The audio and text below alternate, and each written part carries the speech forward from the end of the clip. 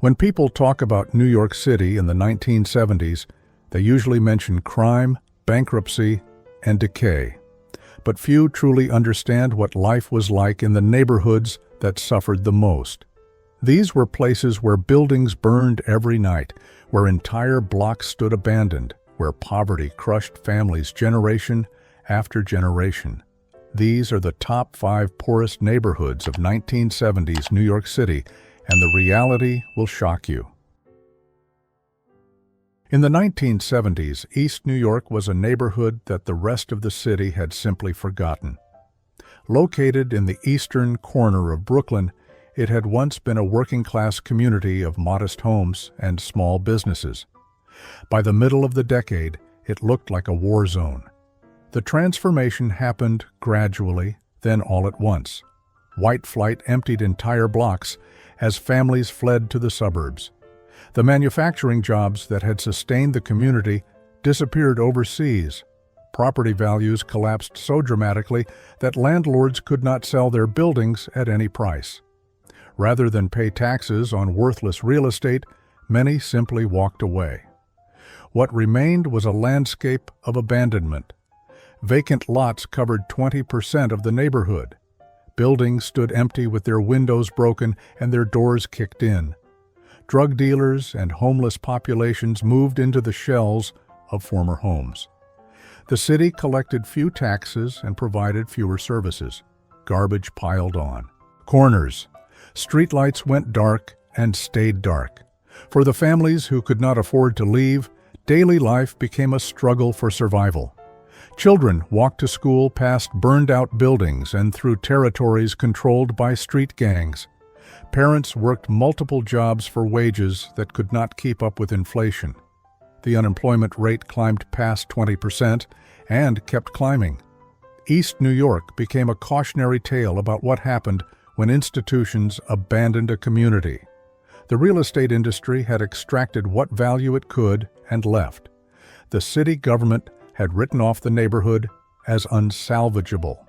The people who remained were left to fend for themselves in a place where the American dream had died. Hunts Point sits on a peninsula in the South Bronx, surrounded by water on 3 sides. In the 1970s, that geographic isolation became a kind of prison for its residents, trapping them in one of the most desperate neighborhoods in America. The poverty in Hunts Point was staggering. Nearly half of all residents lived below the federal poverty line. The median household income barely reached $20,000. Families crowded into aging tenement buildings where heat and hot water were luxuries that could not be guaranteed. Children grew up in apartments where lead paint peeled from the walls and rats nested in the basements. But what made Hunts Point notorious was its street economy. When legitimate jobs disappeared, illegitimate ones took their place. The neighborhood became known throughout the city for its drug trade and its prostitution. Young women, some barely teenagers, worked the industrial streets near the produce market. Heroin flowed through the neighborhood like water, destroying families and creating a generation of addicts. The irony was bitter. Hunts Point housed one of the largest food distribution facilities in the entire world. Every day, trucks carried millions of dollars worth of fresh produce through the neighborhood, on their way to restaurants and grocery stores across the city. Yet the residents who lived in the shadow of this abundance often went hungry. Food deserts surrounded them. Fresh vegetables and fruits were easier to find in Manhattan than on the streets where they were delivered. Do you remember what these neighborhoods looked like in the 70s? Did you live through this era? Tell me in the comments what you witnessed. Mayor John Lindsay had a name for Brownsville in 1970. He called it Bombsville. The nickname captured what everyone could see with their own eyes. The neighborhood looked like it had been bombed. Brownsville had the highest concentration of public housing in the entire United States. Massive housing projects dominated the landscape, towers of brick and concrete that had been built with good intentions but had become vertical prisons of poverty. The projects concentrated the poorest families into the smallest spaces, creating density that bred desperation. By the beginning of the decade, 29% of residents already lived below the poverty line. That number would only climb as the decade progressed. The wave of arson that swept through New York's poorest communities hit Brownsville with particular force. Landlords torched their own buildings to collect insurance money. Tenants sometimes set fires, hoping to qualify for emergency relocation to better housing elsewhere. The result was devastation on a scale that seemed almost unbelievable.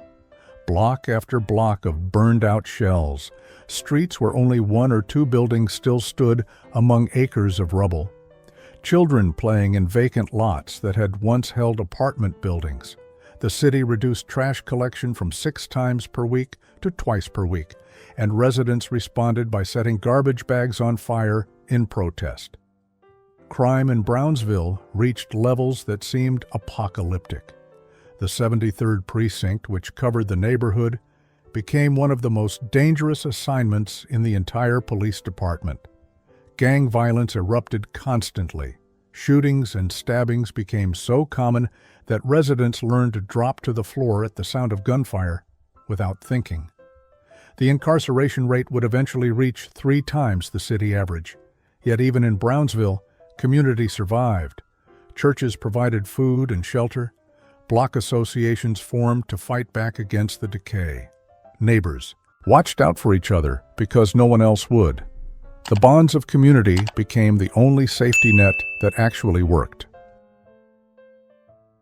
Harlem had been the capital of Black America, the neighborhood that gave the world the Harlem Renaissance, that nurtured jazz and poetry and art, that represented the cultural pride of an entire people.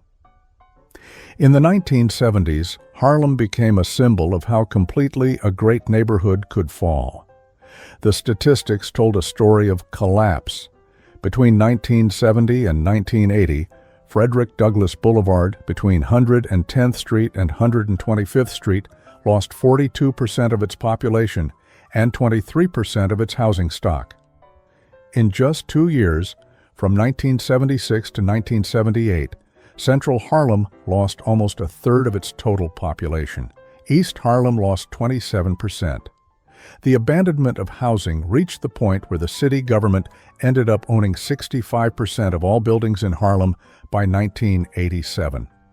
Most of these buildings stood empty, their windows sealed with cinder blocks, their interiors stripped of anything valuable. The private market had simply stopped functioning. Heroin devastated the community with particular cruelty. Federal officials estimated that half of all active addicts in the entire country lived in New York City, and Harlem was the epicenter of the epidemic. Drug kingpins like Frank Lucas ran organizations that smuggled heroin from Vietnam in the caskets of dead soldiers. The drug trade generated an estimated $150 to $350 million worth of product stored in Harlem each year. The most dangerous section was the Bradhurst area between Adam Clayton Powell Jr. Boulevard and Edgecombe Avenue from 139th Street through 155th Street. A 1991 article in the New York Times described what this area had become. Since 1970, an exodus of residents has left behind the poor, the uneducated, the unemployed. Nearly 2/3 of households have incomes below $10,000 a year. Garbage-strewn vacant lots and tumble-down tenements, many of them abandoned and sealed, contribute to the sense of danger and desolation. The infant mortality rate in Harlem was almost 50% higher than the city average. Life expectancy was lower than in Bangladesh. The federal government spent $100 million on the Model Cities program over 10 years, and Harlem showed no improvement. The money disappeared into a bureaucracy that could not save what was being lost. No neighborhood in America better symbolized urban decay in the 1970s than the South Bronx. It became so famous for its devastation that presidents visited to witness the destruction firsthand. It became so notorious that a World Series broadcast accidentally showed the world what was happening. The South Bronx was the bottom, the worst of the worst, the place that made every other struggling neighborhood in America feel lucky by comparison. The fires defined everything. At the peak of the crisis, the South Bronx experienced 130,000 fires per year. That works out to more than 40 fires every single night. In the year 1976 alone, there were 33,465 fires in the Bronx. 7 census tracts lost more than 97% of their buildings. 44 additional tracts lost more than 50%. The destruction was so complete that residents developed survival strategies that would seem unthinkable anywhere else. People slept with their shoes on so they could run when their buildings started burning. Sometimes a note would be delivered warning that the place would burn that night. Sometimes there was no warning at all. Landlords hired teenagers for $20 to set fires and collect the insurance money. On October 5, 1977, President Jimmy Carter's limousine made a surprise stop on Charlotte Street in the South Bronx. The president stepped out and looked around at a landscape of rubble and destruction. He turned to his Secretary of Housing and Urban Development and said, "See which areas can still be salvaged. Get a map of the whole area and show me what could be done." Charlotte Street had once been the heart of a thriving working-class neighborhood, densely packed with 5-story walk-up apartments. By the time Carter visited, only 2 buildings remained. The rest had been reduced to rubble, weeds, and memories. Just days before Carter's visit, 60 million Americans had witnessed the Bronx's destruction on national television. During Game 2 of the 1977 World Series, an ABC aerial camera panned from Yankee Stadium to a building burning nearby. Sportscaster Howard Cosell reportedly said, "Ladies and gentlemen, the Bronx is burning." The image became iconic, a visual shorthand for everything wrong with American cities. The South Bronx had the highest poverty rate in the city. 1 out of 3 residents depended on public assistance. The median annual income was $5,500 when $7,183 was considered the baseline for a low standard of living.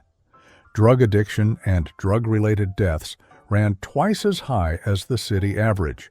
The infant mortality rate was 50% higher. Yet the people of the South Bronx did not simply accept their fate.